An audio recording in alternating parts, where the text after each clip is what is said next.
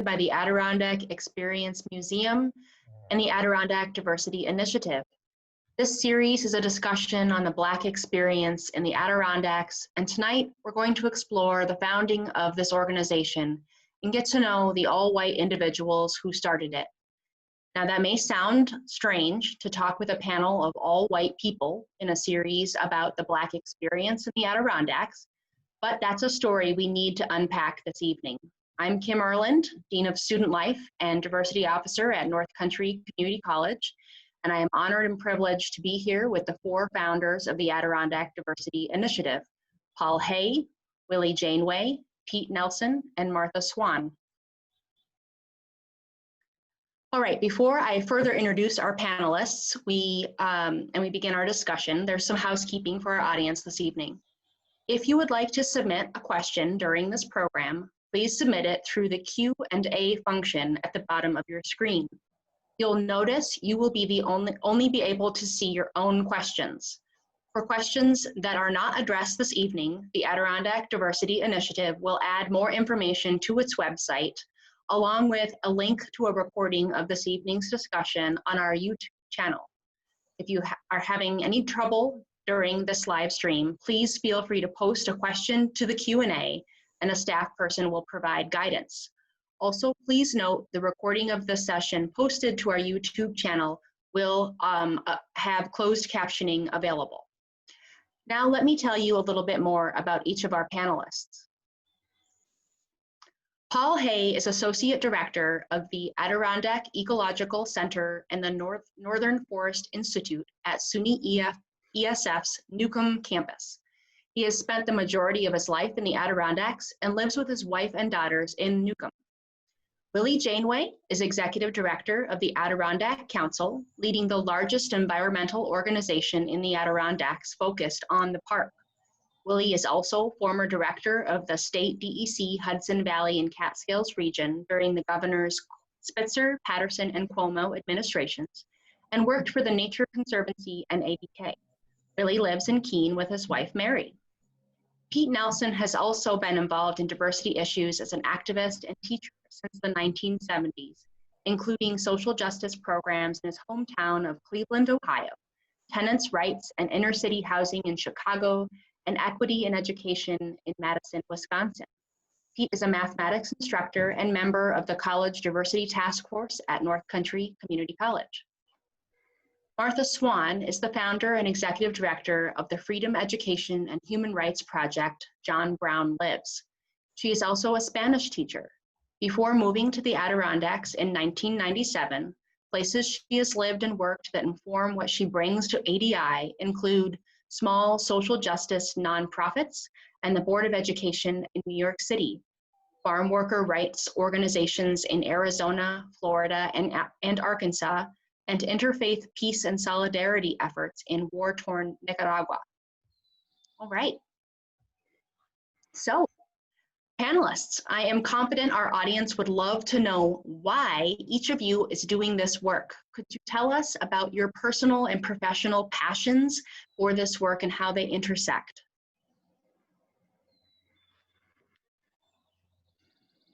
Is there an order in which you'd like us to respond? That is up to you, Paul. Go ahead. Martha, I'll defer to you if you'd like to go first.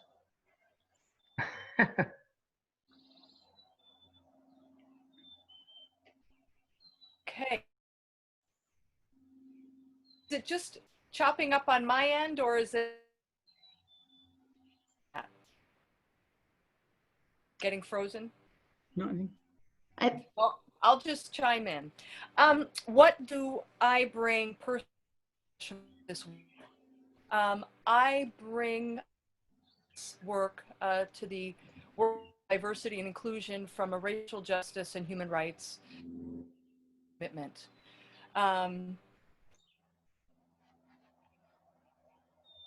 Importance of studying our history, reckoning with our history, particularly means not to ensure that we don't repeat the mistakes. That's not how history works, but so that we can understand how we got here, how we got to this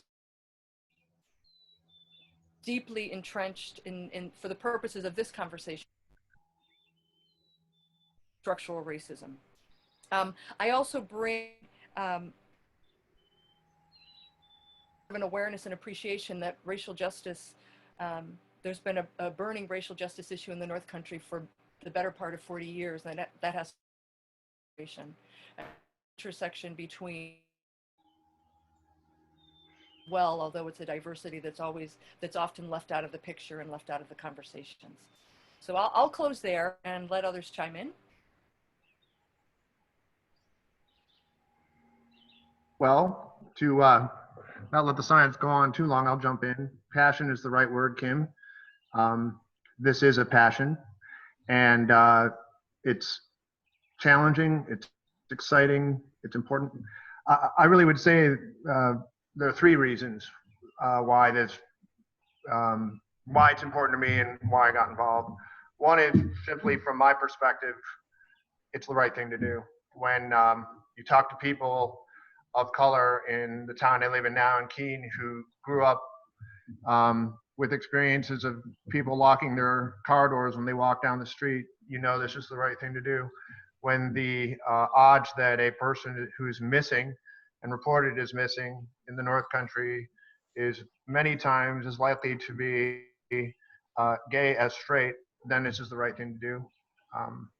When you teach in the prison system and 90% of your students are Black here in the North Country, it's the right thing to do. It's important to have that ethical piece of it. That's one. The second is that it's in the interest of our communities. The more inclusive and welcoming we are, the broader our expression of how we can relate to the rest of the world is, the more opportunities we have to grow and thrive.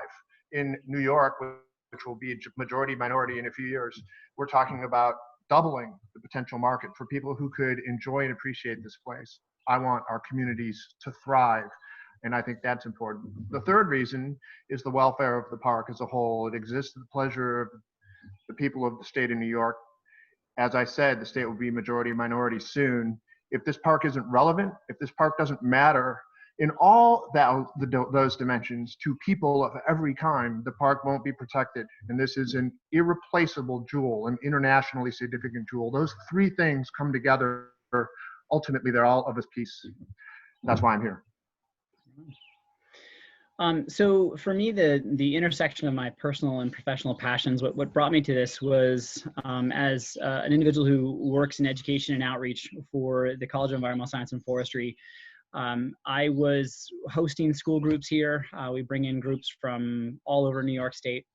And what we were seeing was a significant lack of diversity in the types of schools that were able to travel here.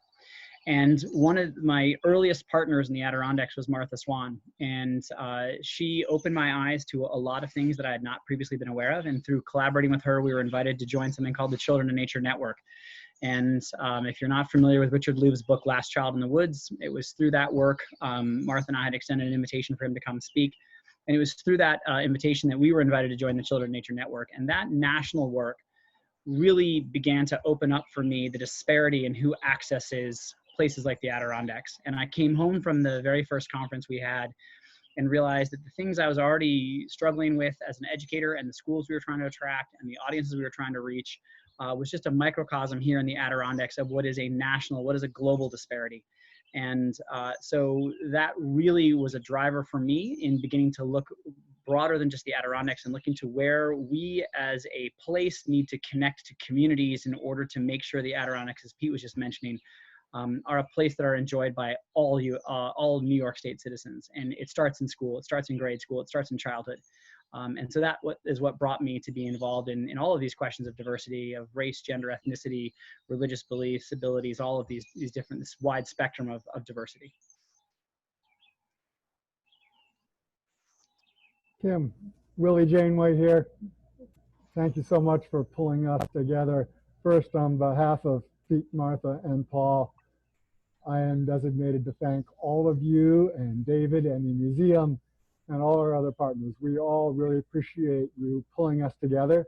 And as you said at the outset, Kim, it is a little odd gathering together 4 white founders coming to the Adirondacks from a relatively position of extraordinary opportunity, but bound together with our love for this incredible national treasure, and all seeing that that treasure wasn't being equally made available to all people, regardless of race, gender.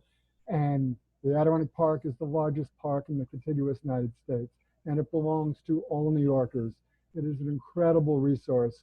It's more important today with the crises we're facing than it's ever been before, and it should be a resource that all people can benefit. And we looked around 2013, 2014 and realized those who had the opportunity to really benefit from the park seemed to be a certain slice, and the park will seem to be struggling with being as open and inclusive to everybody. So thank you for pulling us together. Thank you to all who have connected with us. I know each of us, as part of original core founders, are only just part of a small network, and we quickly discovered that many others had been working on this issue, like Martha, for years before we came in as newbies. And the speed with which the network of people and organizations came together, that first conference that Paul mentioned in 2014, I believe, and when we were driving to it and saw a Confederate flag flying, and I heard last night from a friend from down in Virginia saying they see more Confederate flags and signs of racism here in the Adirondacks, with the racist graffiti issue in Saranac Lake and the threats on the director of the Adirondack Diversity Initiative. At times, I'm tempted to think that as a group, we and others have done some good things over the last few years. We've secured, as the Diversity Initiative, support from Governor Cuomo, support from the State Department of Environmental Conservation, funding, hiring Nikki, and then at least I feel somewhat embarrassed that we have accomplished so little. And I hope our dialogue pivots to what can we do going forward. There was so much more to do to make sure this world-class resource of wilderness and communities is protected and available for all. So thank you to my fellow panelists, and thank you to the organizers and sponsors, but thank you mostly to those who have dialed in, who can be part of a dialogue about what we're going to do to address the crises that we're facing. Thank you. Kim, back to you. All right. Yeah, thank you for sharing what brought you together to start the ADI. I'm curious, given the moment that we're living in right now that you referenced, Willie, given the national and local conversations, the momentum, and the racist incidents that are surfacing, could you tell us in what ways has ADI evolved from its founding? Is the work still about diversity or more about equity? What's next and why the urgency?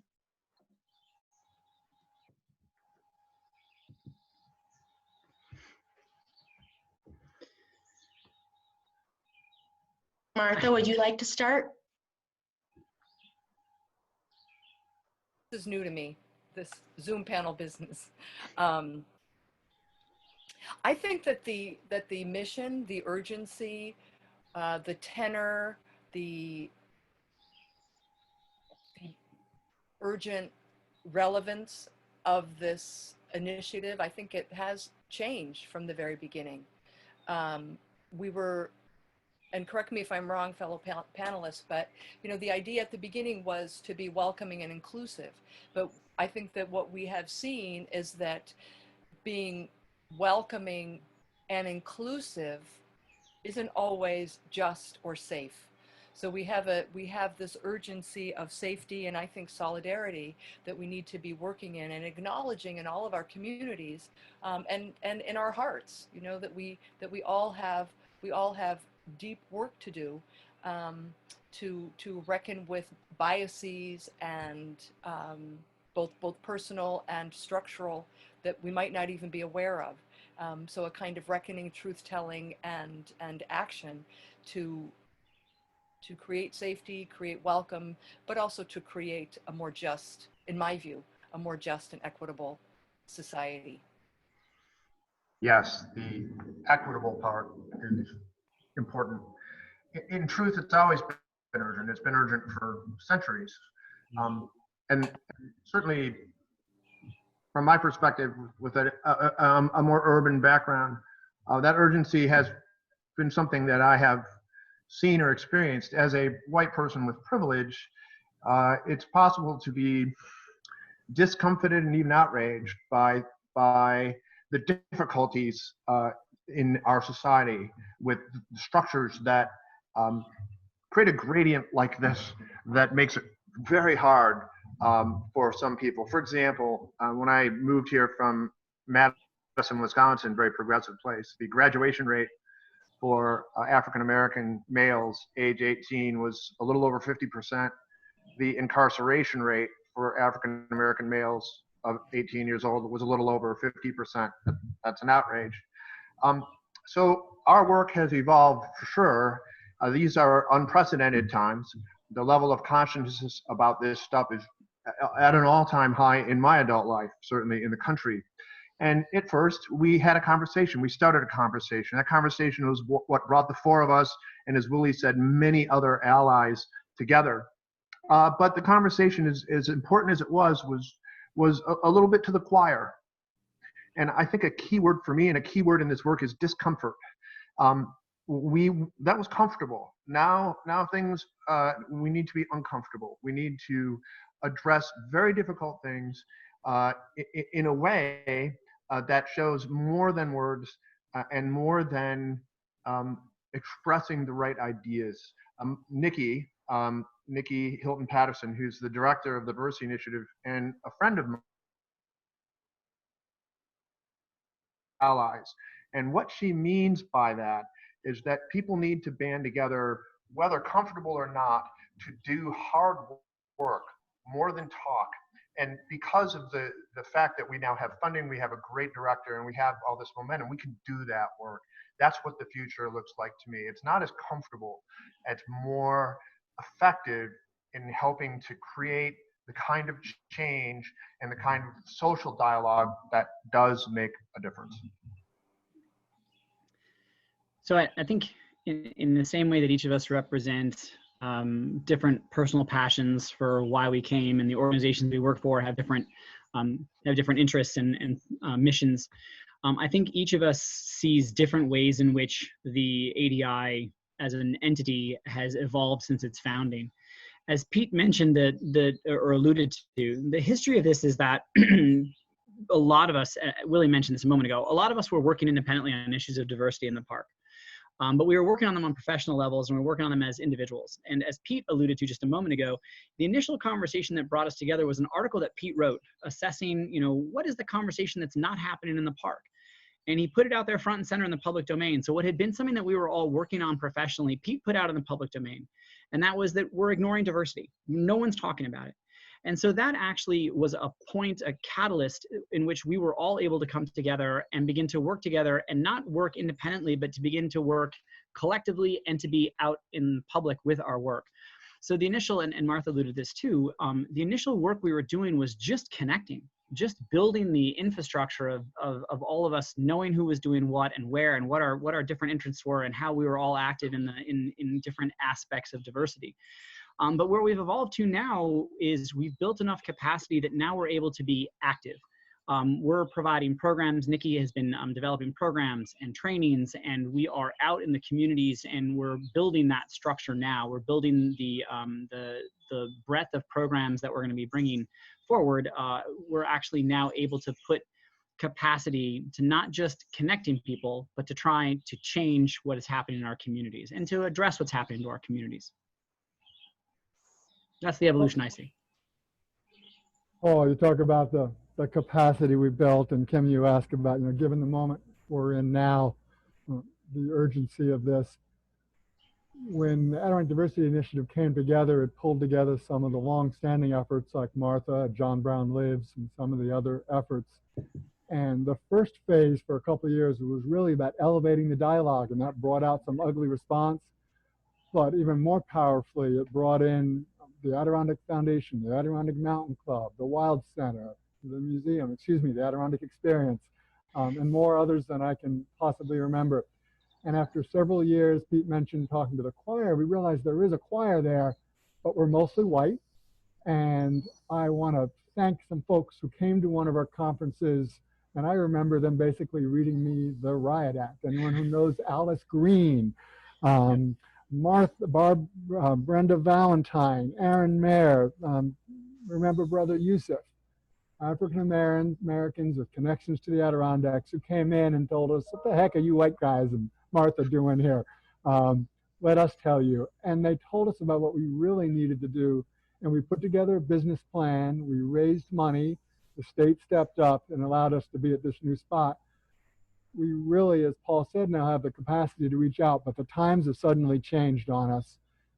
This series that tonight is a part of is about the Black experience in the Adirondacks. And today that experience is not the experience it should be. And Black Lives Matter. Right now, that is the crisis. This group has always been very sensitive to all forms of differences, and that the park should be welcoming to all, whether it's gender, sexual orientation, sexual identity, economic status, religion, whether you've got a connection to the park that goes back 4 generations or 10 generations, you're from one country or another. We want to be welcoming and inclusive for all. No time is more urgent than right now, though, so I appreciate that we have this opportunity to elevate this. And I think back on Brother Yusuf, who really challenged us to drive for real changes. And I'm hoping going forward here, I think, Kim, you're going to sort of shift more into that forward-looking portion of this. Thank you. Yes, nice transition, Willie. Thank you, everyone, for those thoughts. And I do have one last question before we turn our attention over to the questions from our attendees that are starting to come in. Again, if anyone does have a question, please add it to the Q&A, and we will address that in a moment. I'd like to hear what you think ADI has enabled you to accomplish collectively that you couldn't accomplish individually. I think you've started to touch on this already, but any other thoughts that any of you have? Go ahead, Willie. Very quickly, a lot of people in the state knew about the Adirondacks but didn't know a lot about it. Only by working together with us and many others, Jonathan Brown, his wife, were we able to go to Albany. And Adirondack Council's advocated for a lot of things. And you go to Albany and you get some support and you get some opposition. In 30, 40 years of advocacy, the Adirondack Council, I'm not sure we have ever so quickly had everyone go, wow, the Adirondacks, diversity, absolutely. So, and it didn't matter whether it was a Republican Senate or a Democratic Assembly, Governor Cuomo, okay, there's times when there's tension between these parties. Everyone came together faster than I've seen on any other issue. The chair of the Parks Department, of the Parks Committee in the Senate from the Bronx, and Governor Cuomo, upstate representatives. That was something we were able to do together that none of us could have done individually. And the governor's statement just, 24 hours ago about the incident in Saranac Lake does show how far we've come. It unfortunately also shows how far we still have to go. Thank you for letting me jump in, fellow panelists. Back to you, Tim. I'd love to jump in too. I can hardly stand it, that question. Listen, I've lived in wonderful places before, fascinating places, New York City, Chicago, Madison, as I said, very progressive. I have never experienced the sense of community and the sense of purpose that I've experienced here in the Adirondacks. And it's affirming. And what Willie talked about just now, about how fast this happened, is for me in part a reflection of the remarkable engagement of people in this park. And it's really important for me to say this next thing. Affirming doesn't mean everybody agrees. Affirming doesn't mean that we're all on the same bandwagon. There's a perception sometimes, and sometimes it's the fault of the way the word diversity is used and the way it's presented. There's a perception that this is all, everybody got to be on the same bandwagon, and everybody's got to be pulling the same direction. No, man, this is hard stuff. And I have to tell you that I've had remarkable conversations with people who don't necessarily understand why this is important or what we're doing or don't agree with some aspect of it, but engagement leads to a higher level of dialogue, a higher level of consciousness. I think this park is full of people who are engaged, and it's really important also because and I've lived it all my life as a visitor and now a resident, seen it. There are these divides within the park, class divides of the people's perception of who's interested in protecting the wilderness and who's not. These divides are pernicious, just as those kinds of divides and other divides over gender, over race, are pernicious. And they're not as true as people would like to think. I've felt so affirmed by the way this has come together and by the way the dialogue, even with people that might have a very different view than mine, has engaged. And I think the progress that we've made, which I agree with Willie, I'm a little embarrassed that we haven't done more, but you know, the progress we have made and where we stand now is a testament to the fact that this is a remarkable place, not just naturally as a place of wilderness and nature, but a place of people who are ready to engage and love this park as much as I do. Excellent. Well, Martha, do you have a comment? Okay, go ahead. I'd like to jump in a little bit on that, and from the perspective and the experience that I also bring to this work as a teacher. And one of the things that I think is exciting and hopeful about this moment, and with ADI, with the cohesion and the strength and the visibility that it has now, I think working collectively and very strategically, we have an opportunity to have an impact on, Paul mentioned earlier, the importance of working with kids at a very young age, you know. So I think we have an opportunity of really working to try to ensure that students that come through our schools across the North Country, that they are exposed, especially, you know, in the very, you know, most predominantly white, homogeneous in so many ways communities, or at least on the surface, that students will have an opportunity, and teachers as well, to deeply engage with the world that we live in, and the world that they're going to live in. So I'm hoping that, and excited that that's one of the areas that ADI can bring to bear its collective power and reputation, with Nikki at the helm. Yeah, I'd like to add to that when you ask what have we been able to do now with the existence of ADI that we could not do before, I think there's two very obvious examples. The first is that we're here together tonight having this conversation, and there are 92 participants. Actually, right now there's 89. A moment ago there was 92. We have a lecture series every summer. There's many people who have a lecture series every summer, and it's easy for people, we're in the midst of summer season, obviously, it's easy for people in the Adirondacks to come and join that. We're currently shut down under COVID, and we have 90 people online to have this conversation. That's a remarkable success. And again, I want to reiterate what Willie said about thanking the Adirondack Experience for hosting this. So one, we have a center of gravity around which people can come and now explore this issue. And not people who were exploring it before, but now that we have colleagues and partners, we have a stronger voice, we have an integrated voice, we can speak with one voice when we need to. And that leads exactly to the other thing. What's happened to Nikki in Saranac Lake has been happening. We have no idea how many explicit examples have happened, but we have enough anecdotal evidence to say it happens, excuse me for generalization, all the time. And it has been happening all the time for generations. Now we have a way to stand up and shine a light on that.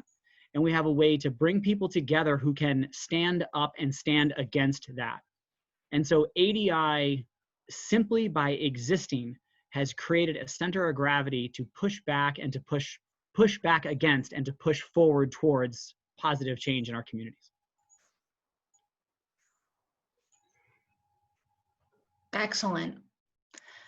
I do have some really good questions from our attendees that I'd love to share with you guys.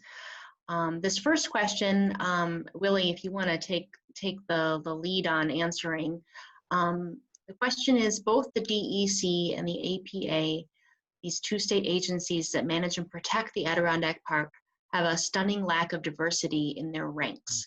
Do you think that this woeful lack of diversity on these two important state agencies contributes to the lack of diversity in opportunities for the public? And if so, to what end is ADI doing to address this problem?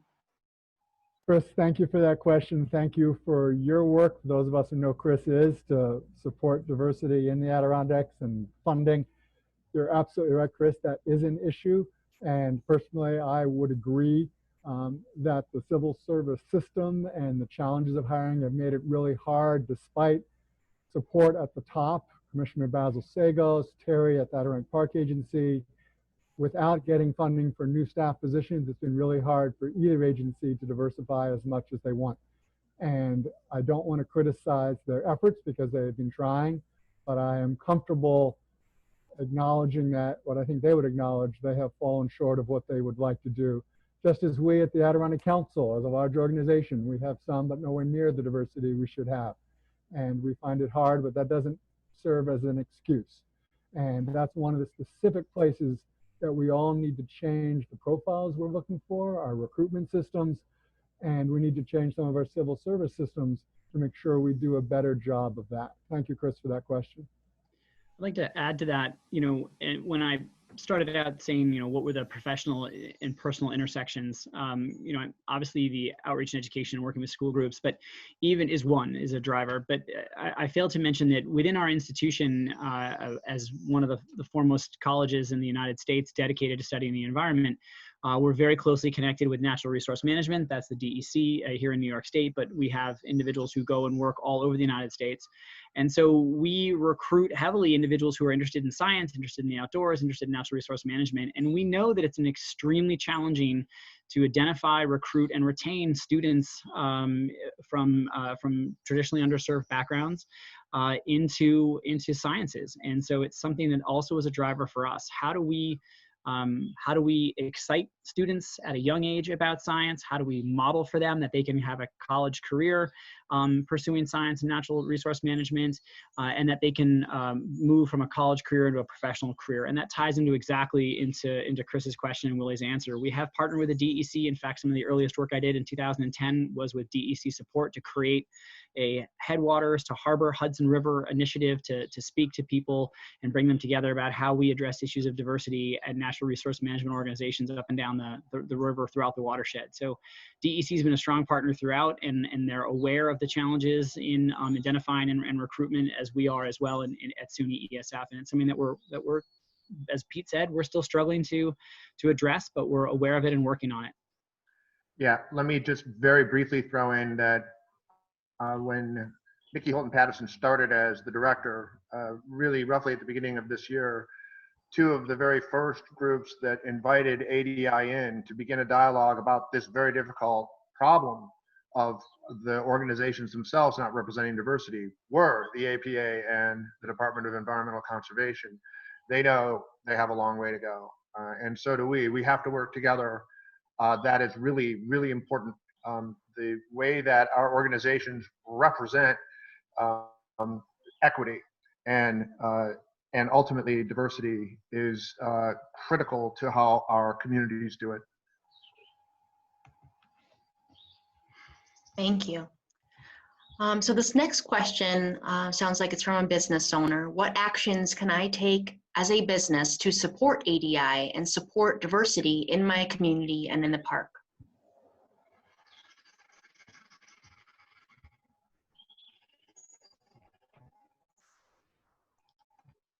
Great question. This is really, I don't see someone else jumping. I'm not sure I'm the best person here to answer this, but you can go to the diversityadk.org website. You can sign up. We are helping team people up. Nikki, our director, is interested and willing to help you connect with trainers and others to help you look at yourself. One of the things, for example, our organization and others are going through or looking to do are do audits to better understand where we are, what we can do. Making statements is relatively easy. It's taking actions that are really important. And I noticed a question from a Chris about other models of diversity. And I think this goes straight to that. Yes, there are other places that have embraced this, that have brought in more diversity into their communities and have realized how much it helps economically, how much it helps socially, how much it helps with the arts, how much it helps with vibrancy. And importing information from those communities into the Adirondacks so people see this as a positive opportunity versus a threat is something that we hope at ADI we can be more effective at making happen. So first, you know, and I want to echo a lot of what Willie said, but I want to start by saying thanks for asking for how to get engaged. I mean, that's the first step. So being aware of ADI and then not just saying, oh yeah, I've seen this thing and following us online, but saying, how can I be part of this? So when we talked earlier about the choir, yeah, we recognized there was a choir, but our goal is to grow the choir. And so if you're asking to come and be part of the choir, that's fantastic. The other things that you can do, not in addition to what Willie mentioned about, come to our website, see what we're doing, reach out to Nikki, find out how you can be engaged. The other thing is you can be look at ways in which you can introduce ADI or the ideas that we stand behind into your community. Look for places where you can be the ambassador to asking to engage in questions and explorations and the analysis that Willie was talking about in your community. That's also a very important role that anybody can play, is to be an advocate and an ambassador for these kinds of conversations. As Pete was mentioning, they may be hard and they may be uncomfortable, but it's time to have these conversations, and we need people to help create the place for those conversations to start. All right, next question, if you're ready. Please speak about the Adirondacks' hidden diversity in the prisons. How does the North Country move beyond the prison industrial complex economy? That is very, go ahead, Willie. Go ahead, Pete. Oh, Pete, I was going to say, you should go first on this, please. I come from the perspective of teaching in the prisons, and that's a tremendously difficult problem. I think that at base, we have to begin to understand racism and inequity in its true light. I think that sometimes people react to the idea of racism as a judgment about an individual. May or may not be the case, but it's the structural racism. It's the way that our larger social systems work that is really the issue. The prisons are an emblematic of that. And I'm encouraged and heartened by the recent, in the last few years, move toward prison reform. But we have obviously a long way to go, and that's an issue that's far beyond the scope of the Adirondacks. Within the Adirondacks, one of the things we can do right away, I think, or what we can do better, is to recognize that the inequity and pain and difficulty of our prison world is here in the park, and we can move towards helping people who want to come here to see their loved ones, want to be able to visit, feel safe and comfortable doing so. And there are people who are working on that. Martha can speak to that. So that's important. And beyond that, I think that we have to be part of a larger struggle to address inequity as we see it and continue to push for a reform model. And because of the things that have happened recently to move that direction, I think we have an opening and an opportunity, but we have a long way to go. And it's a difficult problem. I'll add a little bit to that. As I said at the start, the organization I founded, and when I moved up here in 1997, that summer, the state legislature had just voted to approve, it was something like $78 million to build a maximum security prison. And it was slated to go in the park. And when I moved here in that fall and that winter, it was excruciatingly painful to watch in the press Adirondack towns, small Adirondack towns, vying to have a maximum security prison, which is cruelty by design. A maximum security prison where people are locked up for 23 hours a day is cruelty and inhumanity by design. And who ends up in those prisons because of the Rockefeller drug laws and disproportionate policing and sentencing and so forth, it's primarily, in our region, primarily men of color, primarily African-American men. And so to see these towns vying to have a prison, when I think I've worked in the prisons as a teacher. I visited friends. in prison, it's not a day in the park for anybody, right? So we need to, one, acknowledge the reality that there is this historical but unrecognized and exploited and often terribly mistreated diverse population in the Adirondacks right now. And as Pete said, their families and friends, loved ones who come to visit. For people coming to visit a loved one in a prison, especially the friends and folks I've talked to, especially if you're a person of color, it is not a pleasant, welcoming experience by any stretch of the imagination. So for us to start to, as I said earlier, for me, diversity is about justice, right? And so if we begin to identify and not turn away from this really painful reality that's part of our diversity mission, right? Inclusion and welcoming mission. And if we listen to downstate neighbors, people most impacted by this system, and also to people here in the North Country whose livelihoods depend on working in the prison. I think it's really important that we do that. And I think that, you know, next week, I think, is the 14th or 15th annual Common Ground Alliance gathering, right? I think we need to insert this question of what kind of economy do we want our communities to depend on? Do we want our communities to be engaged with? What do we want our young people to aspire to as career and occupation? I think we need to insert this question of reimagining the North Country economy as a rights-based, sustainable economy for all New Yorkers. So it's a really fundamental conversation, and the economic jobs, careers has to be a part of it. Very good. So the next question is a little bit about assessing our success. How do we measure what success looks like for the objectives of the ADI? So any thoughts on how we're going to measure that? And there's a whole number of measures of success. But I would also say that to some degree, let me start by saying it's a fair question because it's a difficult question to actually measure.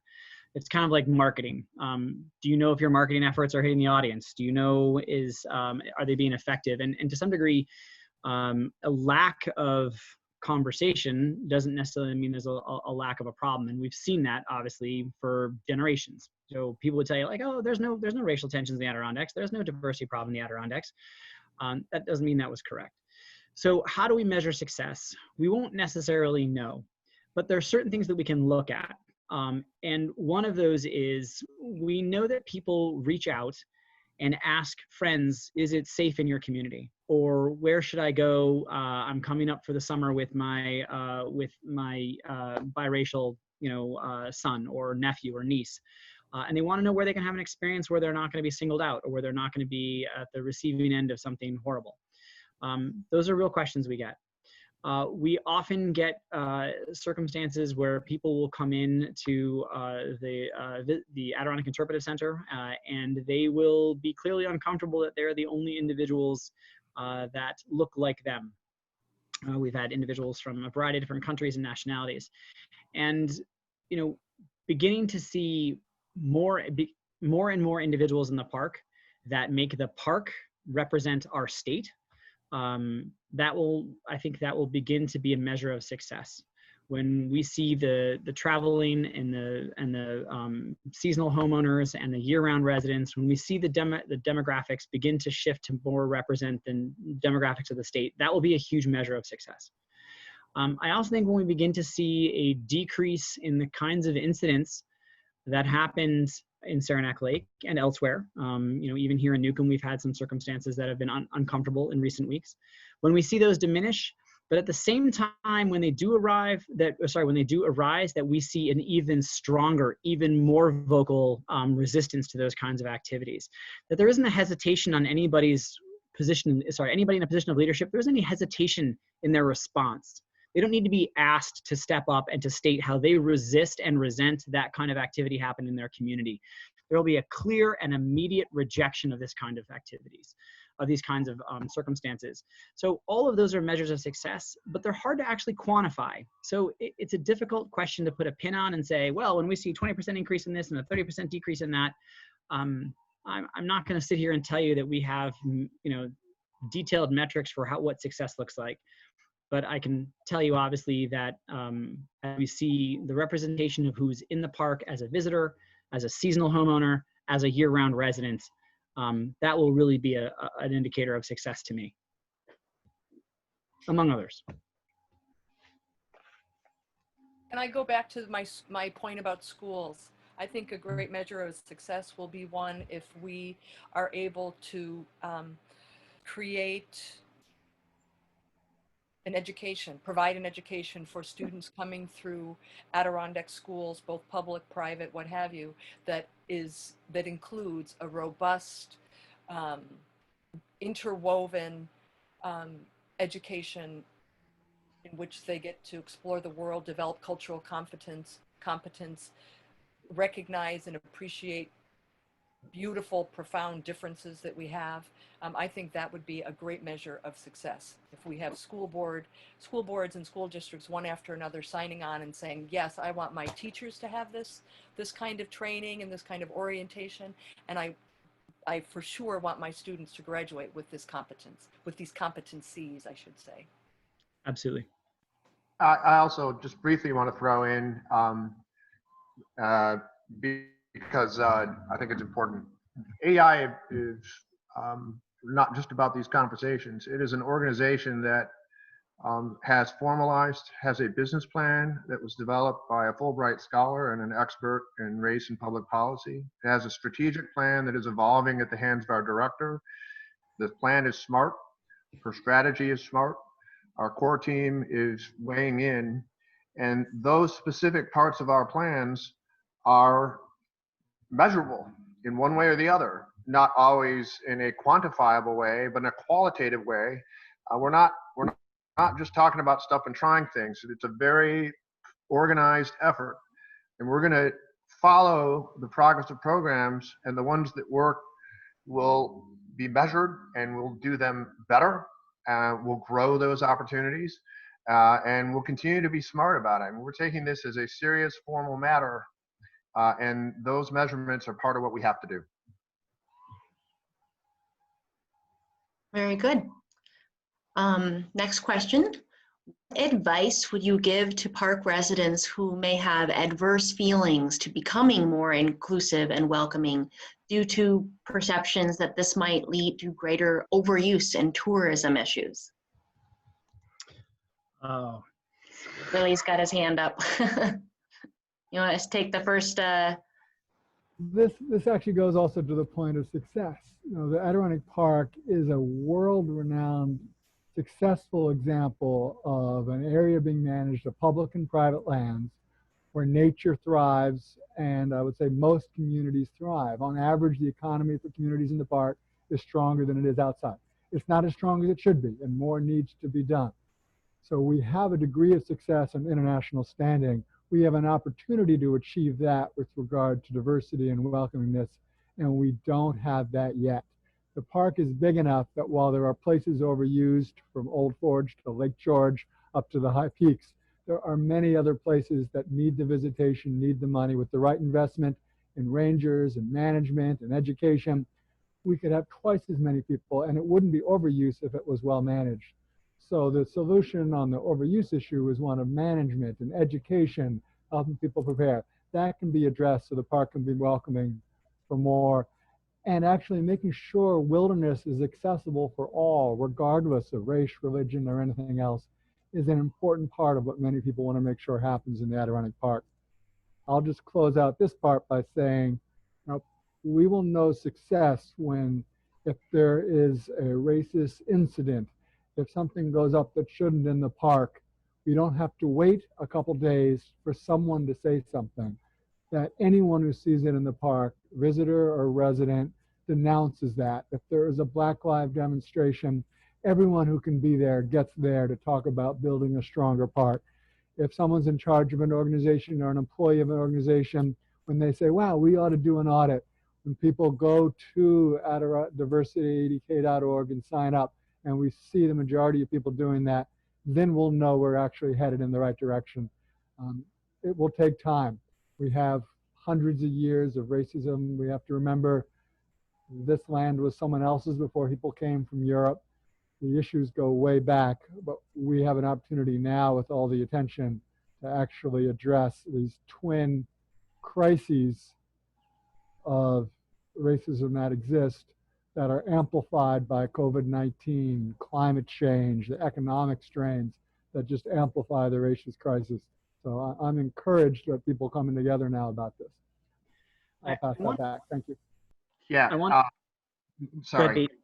Apologize. When I put on another hat that I wear, I'm a wilderness advocate in an organization that's often shoulder to shoulder with the Adirondack Council on protecting this natural resource, which is a paramount thing. And I'm just going to go on the record and say I want more people here. I want people to enjoy this park and appreciate it. I want our businesses and communities like Newcomb and Indian Lake and Blue Mountain Lake, where I am right now, to have more customers. I want everyone to feel that this park is something that they have an investment in, whether they visit or not. I don't buy the idea that there's any reason to say to anyone, for any reason, we don't want you here, or we're going to limit. It's a world-class park, and I know Willie will agree with me when I say that it needs world-class management. And world-class management sometimes means you have to protect the resource in places where it's getting too much use or trails getting degraded. But it doesn't mean, world-class management should never mean, we're going to say, you know, this is too much. We don't want visitors. You know, being around this park all the time, we ain't close to that. We are on the Cascade Trail once in a while, a little overused, I will say, but we're not close to that yet. And we don't want to be. We want everyone to engage with this wilderness, with this place, to be customers in our communities and residents in our communities, and have their children in our schools.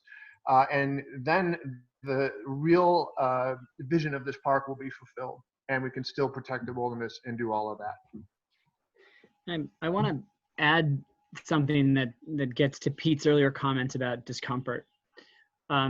This question, and I don't mean this individual that specifically asked this question, but this question is one that comes up a lot, and I often perceive it as a veiled way of trying to identify who's okay to come and who's not okay to come to the Adirondacks. So this question of, well, you know, if other people come, not defining who other people are, but if other people come, they're going to really degrade the park. They're going to overuse it. And, you know, the shoes that you wear and the tread that you have no bearing on what God you believe in, what color your skin is, what country you come from, what language you laugh in. And so I just want to be very clear that I think the question of diversity has to be absolutely rigorously separated from the question of use and management. It doesn't matter. We need to welcome, as Pete said, everybody to this park. And that is independent from independent from managing the park appropriately for those people who come. But but having more people in the park is not a question of diversity in the context of should we or shouldn't we have more people in the park. I also want to share that that Nikki, for those of you may have seen that Nikki's joined us sort of as a silent partner, but she's also shared a couple of measures of success that we may have failed. Part of the work that she's doing, as Pete mentioned, that we have a business plan, we have goals, and we're advancing on those goals. Several of them are building communication systems and building groups and connectivities and networks. And one of those is to look at training and building a network of 100 dialogue facilitators, individuals who are going to be qualified and competent and confident to go into communities and to host conversations about diversity and about inclusion and equity and justice. And so we are looking for people to join us. So to the question of, you know, what can I do? This is a role that people can join us and become facilitators, go through our training and become facilitators. We're also looking at developing a youth and parent advisory advisory councils. We're looking at trying to build, actually there's already a network that, that with Nikki's leadership and a fantastic student from Keene Valley, a young college student who grew up in Keene Valley, she's come back as a college student, is looking at putting together a conversation amongst high school students in the park about diversity, equity, and justice. These kinds of connections and these kinds of activities, as they grow and as they bring in more students and as they have actions that they move forward on their own, those are also measures of success of what ADI will be accomplishing. And I know we have a few more minutes, so I'd love to get some more questions if we can. Yes, one came in thanking Martha for the comment on diversity education within the schools. So speaks to what you were just emphasizing, Paul. It's sort of a two-part question here. So is the AEI developing programs to present to to area school boards? And since we do not have much diversity in our communities, this seems like a critical introduction to our students. Additionally, will the strategic plan become available on the ADI website?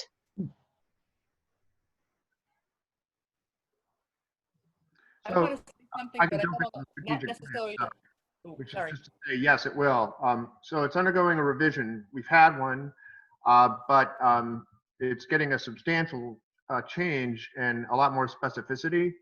And that work has to be reviewed by the team, but it will be posted publicly. In fact, everything that we do will be posted and clear. It's very important to have that openness in what we do. So. I want to make a plug for a direction where ADI, using its combined energy and influence, and Nikki's leadership, her direction, especially again as a teacher in the area of education. If you look at in recent years, various really troubling incidents have happened on a number of the college campuses around the Adirondacks. And as a response, I believe that state ed and perhaps even Governor Cuomo required college campuses to come up with a diversity plan, with a convening body, with people who were going to be empowered, but also held accountable to be attending in a very real, authentic, genuine, meaningful way to helping work with their campus communities. I would like us to think about that expectation and that requirement of K through 12 districts, that we're the pipeline for these campuses. The kids who land on the SUNY Plattsburgh or the Paul Smith campus might be a student who was in my classroom for years, right? There are kids. And I think that if we can connect that pipeline between K-12 and 13-16 with a commitment, expectations, and accountability measures, that we really are working, as Paul was saying again earlier, from the youngest ages with our kids in becoming confident in their competence. Not confident in their arrogance, but confident in their competence. So that's on my plug. Good plug.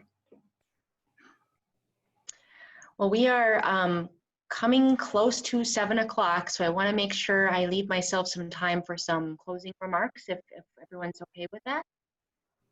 I want to mention too, I know we spoke about how businesses can get involved and support the work of ADI, and the affiliate program is still under development, but more information will be available soon for businesses that want to, and organizations that want to become affiliate members of ADI.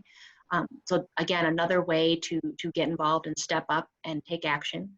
Our website, again, I think we've mentioned it, but I want to emphasize diversityadk.org. There is a donate button on that website. There's an events calendar on that website. There's profiles of all of our core team members and our executive director, Nikki. I want to thank ANCA, who's been a tremendous partner of the ADI and a tremendous partner for Nikki personally. You can also consider donating to ADI through ANCA or the ADK Foundation. And please jump in, anyone else, if I'm speaking incorrectly. I also want to plug the upcoming sessions. So as Paul mentioned, you know, our capacity is growing and we are building curriculum, train the trainer opportunities, and doing this virtual series that you are participating in tonight. So we've got some more stuff coming up this month. Next week on Wednesday, July 15th, how to talk to your children about race in America. So please tune into the website to see how you can register for that. On Monday, July 20th, what does it mean to be a white male anti-racist accomplice? And some of our members of the core team will be on that panel, as well as others. And then Thursday, July 23rd, we have part 1 of Driving While Black. Monday, July 27th, the white female anti-racist accomplices will speak truth to power. And finally, on Thursday, July 30th, we'll have part 2 of Driving While Black. So fantastic content coming, and more to come in August as well. So I want to thank everybody for participating and your questions and your attention. And I want to thank the panelists again for your time and leadership of the Adirondack Diversity Initiative. Thank you, everyone. Thank you for hosting. Sure. Thank you very much, everybody. Thank you, everybody, for being here. And Kim, thank you for hosting Adirondack Experience. Thank you for your leadership behind this conversation. Night all. Thank you very much. Have a good night. Back to work. Back to work. All right.